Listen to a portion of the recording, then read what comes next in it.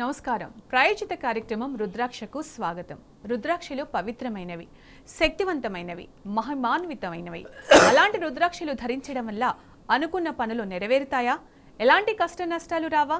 అడ్డంకులు తొలగిపోతాయా? అసలు రుద్రాక్ష ప్రాముఖ్యత ఏంటి అనే విషయాలు ఈ కాలంలో చాలా మందికి తెలియదు. అలాంటి రుద్రాక్షలకు సంబంధించిన పూర్తి వివరాలు మనకు తెలియచేయడానికి ప్రముఖ రుద్రాక్ష నిపుణులు, వేదగణిత శాస్త్రవేత్త, ఎన్నో జాతీయ అంతర్జాతీయ అవార్డ్స్ గ్రహీత డాక్టర్ పాండురంగారావు గారు మన స్టూడియోలో ఉన్నారు. వారిని అడిగి పూర్తి వివరాలు తెలుసుకుందాం. ఓం నమః శివాయ. ఓం నమః శివాయ. ఒక మంచి మోటివేషనల్ స్టోరీతో మన ప్రోగ్రామ్ స్టార్ట్ చేద్దాం. శ్రావణ మాస శుభాకాంక్షలు, వరలక్ష్మి వ్రత శుభాకాంక్షలు. Thank you so much. శ్రావణ మాసం శుక్రవారం వరలక్ష్మి వ్రతం. అందరికీ ఐశ్వర్యము, ఆరోగ్యము, అన్ని సంపదలు కలిగి ఉండాలి. మహాలక్ష్మి అమ్మవారి అనుగ్రహము, శివపార్వతుల అనుగ్రహం కలిగి ఉండాలని. ఎందుకంటే ఈశ్వరుడు ఐశ్వర్యానికి అధిపతి. లక్ష్మీదేవి, కుబేరుడు బ్యాంకులు మాత్రమే, ప్రింటింగ్ మిషన్ ఈశ్వరుడే. ఓకే, మనం గతంలో కూడా గత వారం కూడా చెప్పుకున్నాం. సో ఒక చిన్న కథ చెప్పుకుందాం.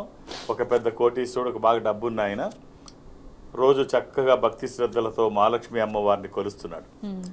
ఆయన అలా సంవత్సరాల తరబడి అలా కొలుస్తున్నాడు. ఏ లోటు లేదు. సంపద, లక్ష్మీ అమ్మవారు ఉంటే సంపదలకి కొదవే ఉంటుంది. అన్ని సంపదలు తన దగ్గర ఉన్నాయి.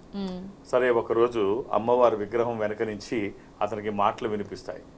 నాయన, ఇంతకాలంగా నన్ను చాలా భక్తిగా చూసుకుంటున్నావు, చాలా ప్రేమగా, భక్తిగా, ఆప్యాయంగా ఎంతో చక్కగా చూసుకుంటున్నావు.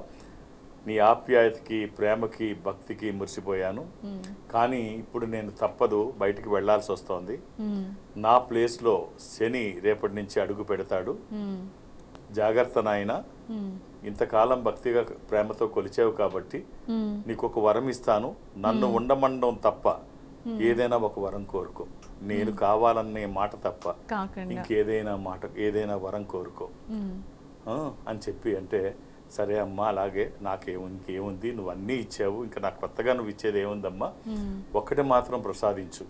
అదేమిటి అంటే, మా ఇంట్లో ప్రేమాభిమానాలకి లోటు లేకుండా, ఆప్యాయతలకి లోటు లేకుండా చూడు తల్లి, ఇంతకంటే నాకేమీ అవసరం లేదు అంటాడు. తదాస్తు అంటుంది. సరే, ఆమె వెళ్ళిపోతుంది. తర్వాత నెక్స్ట్ డే, ఏ రోజైతే శని అడుగు పెడతాడని చెప్పిందో ఆ రోజు ఇంట్లో పెద్ద ఆయన భోజనానికి కూర్చున్నాడు. కూర్చునే ముందు ఇంట్లో వాళ్ళ వైఫ్ కూర వండుతూ, పప్పులో ఉప్పు వేయలేదు కోడల పిల్ల, నువ్వు కొంచెం వేసి పెట్టు అని చెప్పి అరిచింది. మర్చిపోయి పక్కకి వెళ్ళి. సరే, కాసేపు అయిన తర్వాత ఈ కోడల పిల్ల ఎక్కడుందో ఏమిటో అని చెప్పి ఇద్దరు కోడళ్ళు పెద్ద కోడలకి చెప్పింది. ఎక్కడుందో ఏమిటో, ఏచిందో చచ్చిందో అని చెప్పేసి అనుకుంది. తను ఉప్పు వేసి వెళ్ళిపోయింది. అత్తగారు తర్వాత పెద్ద కోడలు వచ్చి, అత్తగారు ఉప్పు వేయమన్నారు కదా అని ఉప్పు వేసేసి, వేయలేదంది కదా అని వేసేసి తను వెళ్ళిపోతుంది. రెండో కోడలు ఉంటుంది, నాకే చెప్పిందేమో అత్తగారు ఉప్పు వేయమని, ఇక్కడ ఎవరూ లేరు, సరే ఉప్పు వేయకపోతే కూర పాడవుతుంది అని చిన్న కోడలు వచ్చి ఉప్పు వేస్తుంది. వీళ్ళందరూ ఉప్పు తలో కాస్త వేసేసారు కోడలు. ఇంటి పెద్ద ఆయన యజమాని వచ్చి భోజనానికి కూర్చుంటాడు. భోజనానికి కూర్చొని తింటూ ఉంటే ఉప్పు కసం ఒక్కసారి అంత బాగా ఎక్కువైపోయింది. వేసారు కదా, ఎక్కువైపోయింది. 3 సార్లు వేసి బాగా ఎక్కువైపోతే చూసి ముఖం చిట్లించుకొని పక్కన పెడదాం అనుకునేటప్పటికి గుర్తొచ్చింది. నాయన, నేను ఇవాళ వెళ్ళిపోతున్నాను, రేపటి నుంచి శని వస్తాడు, ఆ ప్రభావం ఉంటుంది, జాగ్రత్త అని చెప్పింది కదా అమ్మవారు. అది గుర్తుపెట్టుకొని, ఓహో ఇది శని ప్రభావం అడుగు పెట్టేశాడు అన్నమాట, కలతలు స్టార్ట్ అవుతాయి ఇక్కడి నుంచి అని చెప్పి, పెద్దవాడిని నేనే సమాయించుకోకపోతే ఎలాగా అని చెప్పి, సరే ఏమీ మాట్లాడకుండా ఆ ఉప్పన్నం అలాగే తినేసి అలాగే కలుపుకొని తినేసి కామ్గా వెళ్ళిపోతాడు. వెళ్ళిపోయిన తర్వాత పెద్ద కొడుకు వస్తాడు. పెద్ద కొడుకు వచ్చి భోజనానికి కూర్చుంటాడు. కూర్చొని నోట్లో అన్నం పెట్టగానే బాగా ఉప్పు తెలుస్తుంది. ఇదేమిటి ఇంత ఉప్పు ఉంది అని చెప్పి, నాన్నగారు తిన్నారా, నాన్నగారు ఆప్యాయతలు ఉండాలని అన్నాడు కదా, కోరాడు కదా అమ్మవారిని, నాన్నగారు తిన్నారా అంటే, నాన్నగారు నీకంటే ముందు తిని వెళ్ళిపోయారని అమ్మ చెప్తుంది. నాన్నగారు ఏమి కామెంట్ చేయకుండా, ఇది బాగుందని తిని వెళ్ళిపోయారు కాబట్టి నేనెందుకు కామెంట్ చేయాలి, పెద్దవాళ్ళని గౌరవిద్దాం, ఆయన ఏ కారణం చేత కామెంట్ చేయలేదు అని చెప్పేసి తినేసి వెళ్ళిపోతాడు. చిన్న కొడుకు వస్తాడు. చిన్న కొడుకు వచ్చి, చిన్న కొడుకు తను కూడా నాన్న అన్న తిన్నారు అంటే ఇద్దరు తిన్నారు, నేనెందుకు కామెంట్ చేయాలి అని ఇద్దరు కోడళ్ళు వాళ్ళు తిని నేనే ఉప్పు ఎక్కువ వేసాను, నేను ఎందుకు బయటపడాలి అని చెప్పి ఎవరి కాళ్ళు. తర్వాత భార్య అందరూ తిన్నారు. అందరూ తిని వెళ్ళిపోయిన తర్వాత అప్పుడు మళ్ళీ నెక్స్ట్ డే పూజ చేస్తూ ఉంటే శని వెనక నుంచి మాట వినిపిస్తుంటుంది. ఏమయ్యా నేను వెళ్ళిపోతున్నాను మీ ఇంట్లోంచి. ఎవరు నువ్వు అంటే, లక్ష్మి వెళ్ళిన తర్వాత వచ్చిన శని నేను కూడా నీ ఇంట్లోంచి వెళ్ళిపోతున్నాను. ఎందుకయ్యా ఎందుకు వెళుతున్నారు అని అడిగాడు. ఎవడుంటాడు మీ ఇంట్లో, ఒక్కొక్కడు కేజీ ఉప్పు తిన్నా ఎవడు గొడవ పెట్టుకోవట్లేదు.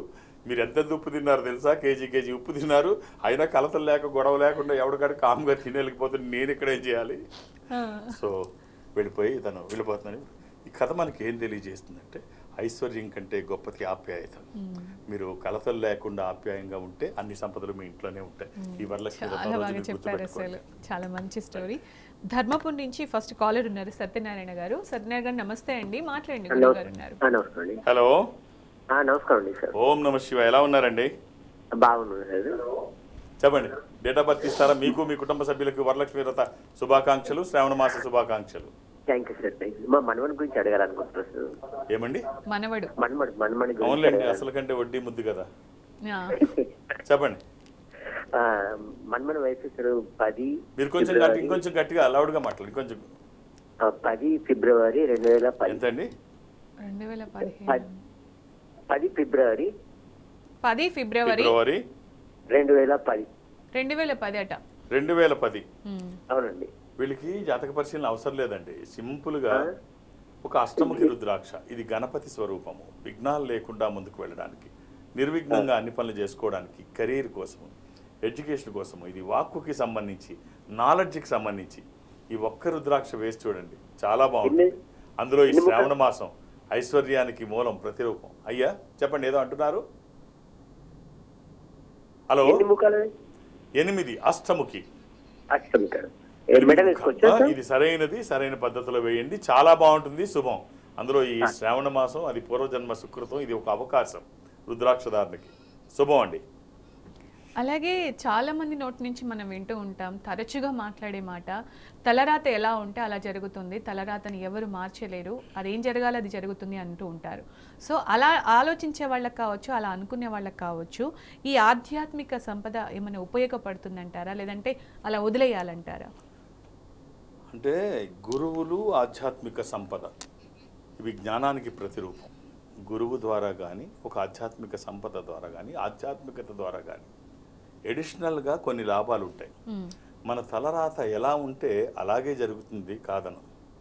కానీ ఇప్పుడు మన రామకృష్ణ పరమహంస గారు దీనికే భక్తుడు అడుగుతాడు, స్వామి తలరాత ఎలా ఉంటే ఎలా జరిగినప్పుడు మీ గురువులు ఎందుకు, ఈ ఆధ్యాత్మికత ఎందుకు అని రామకృష్ణ పరమహంసను అడిగితే, రామకృష్ణ వారు చాలా సున్నితంగా ఏం చెప్తారంటే, కరెక్టేనా ఆయన, గురువు చేసే పని, ఆధ్యాత్మికత చేసే పని ఏమిటి అంటే, నీకు అనారోగ్యం వచ్చింది, శస్త్రచికిత్స చేయాలి, ఆపరేషన్ చేస్తున్నప్పుడు ఆపరేషన్ ఆపం, బట్ నీకు ఎనస్థీషియా ఇస్తారు, మత్తు మందు. ఈ మత్తు ఏం చేస్తుందంటే నీ నొప్పి తెలియనివ్వదు. నీ నొప్పి తెలియనివ్వకుండా ఆపరేషన్ కత్తులతో కోసినా నీ శరీరానికి ఏమీ అవ్వదు, నొప్పి తెలియదు అసలు నీకు. గురువు గాని ఆధ్యాత్మికత చేసేది అదే. కష్టాలు నీకు తప్పవు, దాన్ని ఎవరూ తప్పించలేరు, కానీ అది నిన్ను నొప్పించదు. తట్టుకునే శక్తి, అది ఇబ్బంది లేకుండా ఆ పరిస్థితిని సునాయాసంగా అధిగమించి మంచి జీవితంలోకి వెళ్ళడానికి గురువు గాని ఆధ్యాత్మికత గాని నీకు ఉపయోగపడుతుంది. ఈ పెయిన్స్ ఏమి తెలియదు అని చెప్తారు. ఎంత బాగా చెప్పారు. అందుకనే పెద్దవాళ్ళు రామకృష్ణ పరమహంస సామాన్య వివేకానంద అంతటి వాడికి గురువు ఆయన. సో ఎలాంటి ప్రశ్నకైనా ఆయన చక్కగా అందంగా ఆయన పరిభాషలో, సో అలా ఆలోచించే వాళ్ళకి అలా ఆలోచించి వదిలేయకుండా ఖచ్చితంగా ఇవి గురువు కానీ ఆధ్యాత్మికత కానీ మనకి ఖచ్చితంగా ఒక మంచి మార్గం వైపు తీసుకువెళ్తూ ఉంటుంది. ఆ మార్గం మంచిదై ఉంటుంది, మంచి భవిష్యత్తులోకి పెడతాం, అందులో సందేహం లేదు. ఛాన్స్ తీసుకుంటే ఏమవుతుంది, లేకపోతే ఎలా పడితే అలాగే పడితే అస్తవ్యస్తంగా ఉంటుంది, జీవితం కూడా అస్తవ్యస్తంగానే అవుతుంది. సో ఖచ్చితంగా ఒక మెంటర్ ఉండాలి, ఒక గురువు గురుముఖంగా చేయాలి అంటూ ఉంటారు. గురువు లేని విద్య గుడ్డి విద్య అని కూడా అంటారు. రైట్, కాలర్ ఉన్నారు భద్రు మహబూబాబాద్ నుంచి. భద్రు గారు, గురుగారు ఉన్నారండి, మాట్లాడండి. భద్రు గారు సార్ నమస్తే. మీకు మీ కుటుంబ సభ్యులకి శ్రావణ మాస శుభాకాంక్షలు, శ్రావణ శుక్రవారం వరలక్ష్మి వ్రతం శుభాకాంక్షలు. చెప్పండి. సార్ మా పాప date of birth sir date of birth ఇస్తారా? 8/9/99 సార్. బీటెక్ అయిపోయింది. బ్యాంక్ అది రాస్తుంది సార్. బ్యాంక్. ఎంతమంది పిల్లలండి మీకు? ఒక పాప ఒక బాబు సార్. అయితే ప్రిలిమ్స్ పాస్ అవుతుంది. మెయిన్స్ ఈ అమ్మాయి బుధవారం పుట్టినట్టు మీకు తెలుసా అండి? గుర్తుందా సార్? బుధవారము పుట్టినట్టు గుర్తుందా? బుధవారం సార్. బుధవారం. ఆ బాబు ఏం చేస్తున్నాడండి? ఇది చతుర్దశి కృష్ణపక్షము, మాస శివరాత్రి, అమావాస్య ముందు. బిఫోర్ అమావాస్య, ఆఫ్టర్ అమావాస్య, బిఫోర్ అమావాస్య. ఇది కన్యా రాశి. ఈ అమ్మాయి చక్కగా విదేశాలకు వెళ్ళే అవకాశం ఉందండి. వింటున్నారా? లైన్ లో ఉన్నారండి? భద్రు గారు వినిపిస్తుందా? చక్కగా విదేశాలకు వెళ్ళే అవకాశం ఉంది. మాస్టర్స్ చేస్తుందేమో, పంపియండి. బాగుంది, చాలా బాగుంది జాతకం.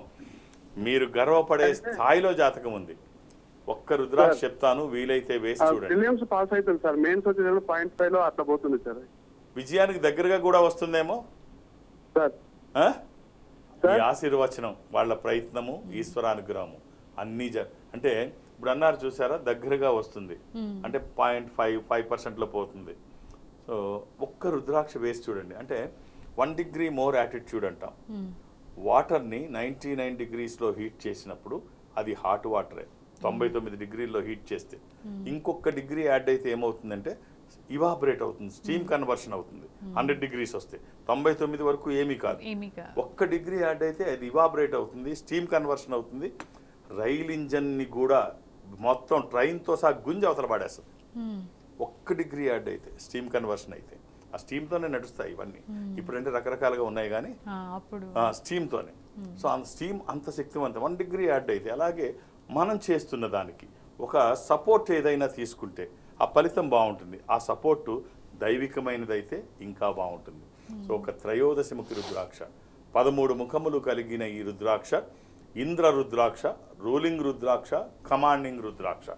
అనుకున్నది సాధించడానికి, సంకల్పం సిద్ధించడానికి, కోరికల సాఫల్యం కోసం జాతకపరంగా అవసరమైంది కూడా త్రయోదశి అంటే 13. అది కుదరకపోతే 12. ద్వాదశముఖి సూర్యస్వరూపం. ఈ రెండిట్లో ఏదైనా ఒక్కటి శరీరానికి తాకే విధంగా 24/7 ఎప్పుడూ వేసుకోవచ్చు. ఎలాంటి నియమాలు లేవు. ఇది వచ్చిన తర్వాత బాగుంటుందని ఎవరి సర్టిఫికెట్ అవసరం లేదు. అంటే అద్భుతం జరిగినప్పుడు ఎవరు గుర్తించరు, జరిగిన తర్వాత గుర్తించాల్సిన అవసరం లేదు. చాలా బాగా చెప్పారు. మరో కాలర్ ఉన్నారు అచ్చంపేట నుంచి, జనార్దన్ గారు. జనార్దన్ గారు ఎవరి గురించి కనుక్కోవాలనుకుంటున్నారో చెప్పండి, మాట్లాడండి గురుగారితో. హలో, నమస్తే. ఓం నమః శివాయ. నమస్తే అండి. ఎలా ఉన్నారు? బాగున్నా సార్. బాగున్నా. మీ కుటుంబ సభ్యులకి శ్రావణ మాస శుభాకాంక్షలు. శ్రావణ శుక్రవారం వరలక్ష్మి వ్రత శుభాకాంక్షలు. Thank you sir. చెప్పండి. Date of birth 02/05/1990. మళ్ళీ చెప్తారా? 02/05 2వ తారీఖు 5వ నెల 1989. ఎవరిదండి ఇది? నాదే సార్. ఏం చేస్తున్నారు మీరు? నేను డ్రైవర్ కదా సార్. ఇది మంగళవారం పుట్టినట్టు తెలుసా మీరు? అవును సార్. ఎంతమంది పిల్లలు మీకు? ఒక బాబు ఒక పాప సార్. ఇది త్రయోదశి కృష్ణపక్షము, బహుళ త్రయోదశి, అమావాస్య ముందు. ఇది వృషభ రాశి. డ్రైవింగ్ అంటే ఏం చేస్తారు? ఎవరి దగ్గర డ్రైవర్గా చేస్తారా, లేకపోతే మీ సొంత వెహికల్ మీరు చేస్తారా? అది అద్దెదా, సొంతమా? సొంతం కాదు సార్. వెహికల్ ఏం వెహికల్ అది మీ దగ్గర ఉన్నది? Bus sir. ట్రక్, మాల్గాడి, అదే సరుకులు తీసుకువెళ్ళేటువంటిది. ఎన్ని ఉన్నాయి మీ దగ్గర? ఎన్ని ఉన్నాయి మీ దగ్గర? మా ట్రాన్స్పోర్ట్ వెహికల్ సార్ నేను చేసేది. అయితే ఇది కాదు, తనది కాదు, ఓన్ కాదు. మరి వాట్ నెక్స్ట్? మీకు పిల్లలు ఎంతమంది? బాబు ఒక పాప సార్. ఇలాగే సరిపోతుందా? బాగుందా? డబ్బు నిలవట్లేదు సార్. అట్లా ఏం లేదు. డబ్బు నిలవట్లేదు. డబ్బు ఎలా నిలుస్తుందండి అంటే, ఒకటి మీరు ఎక్కడో జాబ్ చేస్తున్నారు, ఎంత ఇస్తారు ఇప్పుడు? 20,000 30,000 ఇస్తారు. మన ఇద్దరు పిల్లలు ఉన్నారు, అవసరాలు ఖర్చులు ఉంటాయి. పిల్లలతో పాటు ఖర్చులు పెరుగుతుంటాయి, అవసరాలు కనిపిస్తూ ఉంటాయి. మనకి అవసరాలు కనిపిస్తున్నాయి, పిల్లలు పెరుగుతున్నారు, ఖర్చులు ఎక్కువ అవుతున్నాయి అని చెప్పి వానరు 20,000 30,000 ఇచ్చేది 2 లక్షలు 3 లక్షలు ఇవ్వడు కదా. సో ప్రపోర్షనేట్గా ఆదాయ వనరులు లేకపోతే ఫోర్స్ఫుల్గా వెనక్కి నెట్టివేయబడతాం. అందుకనే 2-3 ఇన్కమ్ సోర్సెస్ చూసుకోవాలి. యాక్టివ్ ఇన్కమ్, ప్యాసివ్ ఇన్కమ్ అంటాం. సో చూడండి, మీకు సమయం గనక మిగిలి ఉంటే ఒక అరగంటో గంటో పూర్వం రోజుల్లో డబ్బుని ఇంకో రకంగా ఇన్వెస్ట్ చేసి దాని మీద ఆదాయం సమకూర్చుకోవడాన్ని ప్యాసివ్ ఇన్కమ్ అంటాం. ఇప్పుడు పద్ధతులు మారాయి, ఆదాయ వనరులు సమకూర్చుకునే పద్ధతులు మారాయి. అంటే సమయం విలువ బాగా పెరిగింది పూర్వం రోజుల కంటే. పూర్వం రోజుల్లో సమయానికి అంత వాల్యూ ఉండేది కాదు. ఎవరు పనుల కబుర్లు కాలక్షేపాలు చేస్తుండేవారు. ఇప్పుడు సెకండ్లతో వేగంగా ఉరకాల్సి వస్తుంది జీవితం, లేకపోతే వెనకబడి ఫోర్స్ఫుల్గా వెనక్కి నెట్టివేయబడతాం. సో అందుకనే మీ దగ్గర సమయాన్ని, అంటే మీరు పని చేయగా ఒక గంటో అరగంటో సమయం ఉంటే ఈ సమయాన్ని డబ్బుగా ఎలాగ మార్చాలో ఒక్కసారి ప్రయత్నం చేయండి. ఖచ్చితంగా బాగుంటుంది. మీ సమయాన్ని ఉపయోగించి మీ సొంత బండి కొనుక్కునే ప్రయత్నం చేయండి.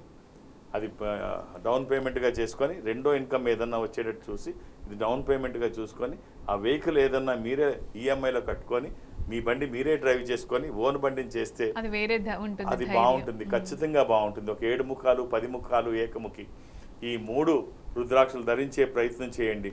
7 ముఖాలు లక్ష్మీ స్వరూపము, శని దోషములకి మంచిది. దశముఖి విష్ణు స్వరూపము, మానసిక ఒత్తిళ్లు తగ్గడానికి, వాస్తు దోషములు పోవడానికి, న్యాయపరమైన చిక్కులు అధిగమించడానికి. ఏకముఖి రుద్రస్వరూపము, అపమృత్యు బాధలు లేకుండా. ఈ 3 కలిపి, లేకపోతే ఏదన్నా ఒకటి. చాలా మంది అంటారు చెప్పడం చాలా తేలికే, ఆచరణ కష్టమేమో. అసలు మనం ప్రయత్నం చేస్తేనే సగం విజయం సాధించినట్టు. మొత్తం పని చేయక్కర్లా, అసలు అది చెయ్యాలి అని ప్రయత్నం అడుగు ముందుకేస్తే సగం విజయం సాధించినట్టే. మీ జీవితంలో ప్రతిదీ అలా ప్రయత్నం చేయండి. వాల్ట్ డిస్నీ ఏమంటాడంటే 1 can do, I can do. ఎవరైనా చేయగలిగితే అది నేను చేయగలుగుతాను. ఇప్పుడు ఒక కోటీశ్వరుడు, చిన్న కథ ఇక్కడ చెప్తాను, అంటే ఉపయోగపడుతుంది ఈ వరలక్ష్మి వ్రతం రోజు. ఒక కోటీశ్వరుడు ఉన్నాడు, అతనికి 2 పిల్లలు, వయసులోనే ఉన్నాడు. యాక్సిడెంట్ జరిగింది, కోమాలోకి వెళ్ళిపోయాడు. భార్య బయటికి రావడం తెలియదు, 2 పిల్లలు చిన్నవాళ్ళు. యాక్సిడెంట్ అయింది, తలకు బలమైన దెబ్బ తగిలింది, కోమాలోకి వెళ్ళిపోతే ఈ భార్యకి ఏం జరిగింది, ఆ వ్యాపారం భార్య చూడలేదు, తనకి ఎప్పుడూ చూపించలేదు. తిను ఎవరి దగ్గర డబ్బులు తెచ్చాడో చెప్పలేదు, ఎవరికి డబ్బులు ఇవ్వాలో చెప్పలేదు, ఇవ్వాల్సిన వాళ్ళు తెచ్చి ఇవ్వలేదు. బట్ ఎవరైతే ఇవ్వాలో వాళ్ళు వచ్చి ఇంటి మీదకి వచ్చి గొడవ చేస్తున్నారు. ఉన్నయన్ని వ్యాపారంతో సహా అందరికి పంచడం జరిగింది, వీళ్ళకంటూ ఏం మిగలలేదు. ఇది వాస్తవంగా జరిగిన సంఘటన. వీళ్ళకంటూ ఏమీ మిగలలేదు. ఏం చేయాలో అమ్మాయికి తోచలేదు. చదువుకుంది కాబట్టి భర్తని అలాగే కోమాలో పెట్టి, భర్త మందులకి డబ్బులు కావాలి, పిల్లల్ని పోషించాలి, తన బతకాలి. టీచర్గా జాయిన్ అయింది, టీచింగ్ చెప్తూ పిల్లల్ని మందులకి డబ్బులు సమకూర్చుకుంటుంది. కొంతకాలానికి భర్త స్పృహలోకి వస్తాడు. స్పృహలోకి వచ్చిన తర్వాత చూసుకుంటే భార్య మొత్తం చెప్పుద్ది, మన దగ్గర ఏం మిగలలేదు, మీరు సంపాదించిన డబ్బు మొత్తం పోయింది, వ్యాపారాలు మనకేమీ మిగలలేదు, కోటీశ్వరుల నుంచి ఒకసారి జీరోకి వచ్చావు, నేను టీచర్ వృత్తి చేస్తూ వీళ్ళందరినీ మిమ్మల్ని చూస్తున్నాను అంటే ఒక్కసారి ఆలోచిస్తాడు. తీవ్రంగా గుండె నిండుగా గాలి పీల్చుకొని చెప్తాడు, నువ్వు కొంతకాలం టీచర్గా పని చేయి, నువ్వేం మానద్దు, నేను స్ప్రోలోకి వచ్చానని. బట్ పాత పరిస్థితి చాలా తక్కువ రోజుల్లో నేను తీసుకొస్తాను అని చెప్పి ఏం చేయాలో ఆలోచిస్తూ చెరువు గట్టును కూర్చొని ఆలోచిస్తూ ఉంటాడు. ఒక పెద్ద ఆయన ముసలాయన వచ్చి చేపలు పడుతుంటాడు, గెలవేసి చేపలు పడుతుంటే గమనిస్తుంటాడు. అలాగే చేపలు పడుతున్నాడు. అక్కడికి వెళ్ళి, తాత ఏం చేస్తున్నావు అంటే, చేపలు పడుతున్నాను బాబు. ఎంత పడతావు, ఎంత వస్తుంది, వీటిని ఏం చేస్తావు? ఏముంది, పట్టిన చేపలన్నీ తీసుకెళ్ళి అమ్ముతాను అంటే ఎంత వస్తుంది, ఒక 1000 రూపాయలు వస్తుంది. ఏం చేస్తావు 1000 రూపాయలు?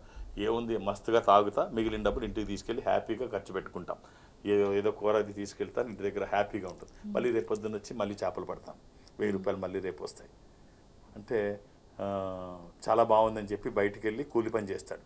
మూటలవి మోసి కూలి పని చేస్తాడు. కూలి పని చేస్తే కొంత డబ్బులు వస్తుంది, ఒక 400-500 వస్తాయి ఆ రోజు. తీసుకెళ్ళి ఒక గేలం కొనుక్కుంటాడు. గేలం కొనుక్కొని నెక్స్ట్ డే వచ్చి చేపలు పడతాడు. చేపలు పడితే 1000 రూపాయలు వస్తుంది. 2 గేలాలు కొంటాడు. ఇంటి దగ్గర వాళ్ళ ఆవిడ టీచర్ పని చేస్తుంది కదా, టీచర్ తిని సంపాదించిన ఇక చేపలు పట్టిన 1000 రూపాయలతో మళ్ళీ గేలాలు కొంటాడు. కొని ఏం చేస్తుండే అక్కడ ఖాళీగా ఉన్న స్కూల్ పిల్లలు, వాళ్ళు వీళ్ళు చిన్న చిన్న పిల్లలు, పని చేసుకునే పిల్లలు, వీళ్ళందరికీ డబ్బులు ఇచ్చి కొంత చేపలు పట్టించడం. ఒక 1000 రూపాయలు వాళ్ళు సంపాదించారు, 500 వాళ్ళకి ఇచ్చేవాడు. సో ఇలాగా జనాన్ని పెంచడం, తర్వాత వల కొనడం, తర్వాత పడవ కొనడం, డబ్బు వస్తుంది కదా రకరకాలుగా. అంటే యాక్టివ్ ఇన్కమ్, ప్యాసివ్ ఇన్కమ్ రకరకాలుగా వస్తుంది. పడవ కొంటాడు, వల కొంటాడు, మళ్ళీ చాలా తొందరగా కోటీశ్వరుడు అవుతాడు. ఇది వాస్తవంగా జరిగిన సంఘటన. Nothing is impossible. మీరు ప్రయత్నం చేస్తే ఫలితాలు రావడమే కాదు, విజయాలు కూడా వాటంతా అవే వస్తాయి. కాబట్టి ప్రయత్నం చేయండి, పోయేదేమీ లేదు. అలాగే కాలర్ ఉన్నారు సిరిసిల్ల నుంచి రమేష్ గారు. రమేష్ గారు అవునండి. అవునవును. నమస్తే అండి. ఎవరి గురించి తెలుసుకోవాలనుకుంటున్నారో చెప్పండి. మా పాప గురించి అండి. రమేష్ గారు, సార్. ఓం నమ శివాయ. Thank you sir. మీకు, మీ కుటుంబ సభ్యులకి శ్రావణ మాస శుభాకాంక్షలు, వరలక్ష్మి వ్రతం శ్రావణ శుక్రవారం శుభాకాంక్షలు. Thank you sir. Thank you. అయితే డేట్ ఆఫ్ బర్త్ సార్, చెప్పండి. Date of birth 21 December 2008. ఎవరిదండి ఇది? మా పాప సార్, అమూల్య. సోమవారం పుట్టినట్టు తెలుసా అండి? అవునండి. ఏం చదువుతుంది ఇప్పుడు? ఇంటర్మీడియట్ అనుకుంటా, సీనియర్ ఇంటర్. సార్ సీనియర్ ఇంటరే కదా? Senior inter second year. అదే సెకండ్ ఇయర్. ఇది తదియా శుక్లపక్షము చవితి గడియలు వచ్చే శుద్ధ చవితి, పూర్వాషాఢ నక్షత్రము, ధనుర్ రాశి. ఈ అమ్మాయికి మీరు ఇవ్వాల్సిన రుద్రాక్ష నవముఖి. ఇది అమ్మవారి స్వరూపం. విజయాలు చేకూర్చి దోషాలు నివారించేది. 12 ముఖి రుద్రాక్ష, 12 ముఖులు. ఇది కూడా వేయచ్చు. అలాని ఏది పడితే అది వేయకండి. దురదృష్టం, రుద్రాక్షల్లో 199 నకిలీయే ఉంటాయి. ఒక్కటైనా మంచిది వేయగలిగితే ఆ ఫలితం అద్భుతం. All the best. అలాగే శ్రావణ మాసం చాలా పవిత్రమైన మాసం. ఈరోజు వరలక్ష్మి వ్రతం. శ్రావణ మాసం కావచ్చు, కార్తీక మాసం కావచ్చు, చాలా పవిత్రమైనవి ఎప్పుడు చెప్తూ ఉంటారు పెద్దవాళ్ళు, మీరు చెప్తూ ఉంటారు. సో ఈ మాసంలో ఎలా ఉంటే మంచిది, ఏం చేస్తే మంచిది అంటారు? ఎప్పుడైనా, ఈ మాసం కాదు, ఎప్పుడైనా ఇందాక మనం కథలో చెప్పుకున్నాం, కుటుంబంలో ప్రేమాప్యతలు కలిగి ఉండాలి. ఇప్పుడు ఎన్టీ రామారావు గారిది వరలక్ష్మి వ్రతం అని ఒక సినిమా వచ్చింది. సారీ, లక్ష్మీ కటాక్షం. లక్ష్మీ కటాక్షం చాలా ఫేమస్ మూవీ. ఆ లక్ష్మీ కటాక్షంలో ఎన్టీ రామారావుకి లక్ష్మీ ప్రసన్నం అయిన తర్వాత ఆ సంపదలు తీసుకొని వెళుతూ ఉంటే ఒక క్యారెక్టర్ వచ్చి చెప్తూ ఉంటుంది, నువ్వు ఎలా ఉండాలి, తీసుకొని వెళుతున్నావు కదా, రేపు నుంచి నువ్వు ఎలా ఉండాలి అనేది. ఆ సినిమా ఎంత బాగా చెప్తుందంటే అమ్మాయి, శుక్రవారపు పొద్దు సిరిని విడవద్దు, దివ్య నూదగవద్దు బువ్వ విసరొద్దు, తొలిపొద్దు మలిపొద్దు నిద్రపోవద్దు, తోబుట్టువుల మనసు కష్టపెట్టొద్దు, ఇల్లాలు కంట తడి పెట్టిన ఇంట, కళ్ళలాడిన ఇంట గోమాత వెంట, ముంగిట ముగ్గుల్లో పసుపు గడపల్లో, పూలల్లో పాలల్లో ధాన్యరాశులలో మా తల్లి మహాలక్ష్మి స్థిరముగా నుండు. అమ్మ నీ దగ్గర అంటే లక్ష్మి కటాక్షం నీకు ఉండాలి, ఎప్పుడు ఐశ్వర్యం నీకు ఉండాలి అంటే ఇవి ప్రాథమికంగా ఇవి పాటించు. అంటే ఎప్పుడు నీట్నెస్ ఉండాలి, శాంతంగా ఉండాలి, కళ్ళలాడకూడదు, చేతికొచ్చింది విసరకూడదు, రాత్రిపూట పగలపూట చేతితో దీపాలు ఆర్పొద్దు, ఆడవాళ్ళని కష్టపెట్టొద్దు, కన్నీళ్లు పెట్టించొద్దు, తోబుట్టువుల మనసు కష్టపెట్టకండి, ఇదేంటిది తొలిపొద్దు మలిపొద్దు అంటే సోమరులాగా నిద్రపోకండి. ఇవన్నీ ఎంత అద్భుతంగా అంటే ప్రతి మనిషి జీవితంలో ఇది ఎప్పుడూ అవసరమే. శ్రావణ మాసమో కార్తీక మాసమో కాకుండా ఎప్పుడు ఇలాంటివి పాటిస్తే బాగుంటుంది. వాళ్ళు జాగ్రత్తగా ఉంటారు, జాగృతతో ఉంటారు. ఓకే, అలాగే మీ పర్యటన వివరాలు చెప్తారా? అంటే ఈ గురువారం నాడు మోస్ట్లీ అది తిరుపతి వెళుతున్నాను అనుకుంటా. తిరుపతి ఆధ్యాత్మిక క్షేత్రం. సో మధ్యాహ్నం మా తిరుపతి ఆఫీసులో మధ్యాహ్నం 1:30 వరకు ఖచ్చితంగా ఉంటాను. సో ఈ 2 గంటల లోపు సమయం నేను అక్కడ ఉంటాను. మీరు అర్థం చేసుకొని సహకరించి ఒక్కొక్క పేరు మాత్రమే నమోదు చేయించండి. తిరుపతి కూడా వెళ్ళి చాలా రోజులు అవుతోంది నేను. ఒత్తిడి ఎక్కువ ఉంటుంది. అందులో ఇది శ్రావణ మాసం. మామూలుగా అయితే హైదరాబాద్ విడిచిపెట్టి వెళ్ళడం కష్టం, ఇక్కడ దూర ప్రాంతాల నుంచి వచ్చేవాళ్ళు ఉంటారు. కానీ గురువారం వెళ్ళాలి కాబట్టి వెళ్తున్నాను. ఒక్కొక్క పేరు నమోదు చేయించండి. ఇక హైదరాబాద్లోనే ఎవరికి అపాయింట్మెంట్స్ ఇవ్వను, రికమెండేషన్స్ తీసుకొని అన్ని రోజులు ఇక్కడే ఉంటాను. శని ఆదివారాలతో కలిపి ఒక గురువారం మినహా. సో నన్ను కలవడానికి ఎలాంటి అపాయింట్మెంట్స్ అవసరం లేదు. సో మీరు చెప్పినట్టుగా అందరూ శ్రావణ మాసంలో కాకుండా ఎప్పుడు కూడా ఒక పద్ధతి అంటూ ఫాలో సిస్టమేటిక్ లైఫ్ ఉంటే బాగుంటుంది. ఇవి ఇష్టం వచ్చినట్టు కాదు. ఈ ఆధ్యాత్మికత ఒక పేపర్ వెయిటర్ లాగా ఉండాలి మనకి, లేకపోతే గాలికి ఎగిరిపోతాం. దానికి ఒక దశ ఉండదు. కాబట్టి పద్ధతిగా ఉండండి. చాలా మంచి విషయాలు చెప్పారు. రుద్రాక్షలతో పాటు ఒక మంచి మోటివేషనల్ స్టోరీతో పాటు అలాగే ముఖ్యంగా శ్రావణ మాసంలో ఒక ఆధ్యాత్మికత మనకు తోడైతే ఎంత మంచి జరుగుతుందని కూడా ఎప్పుడు చెప్తూ ఉంటారు. Thank you so much. ఓం నమః శివాయ. ఇది వాల్టి ప్రాయోజిత కార్యక్రమం రుద్రాక్ష. నమస్తే.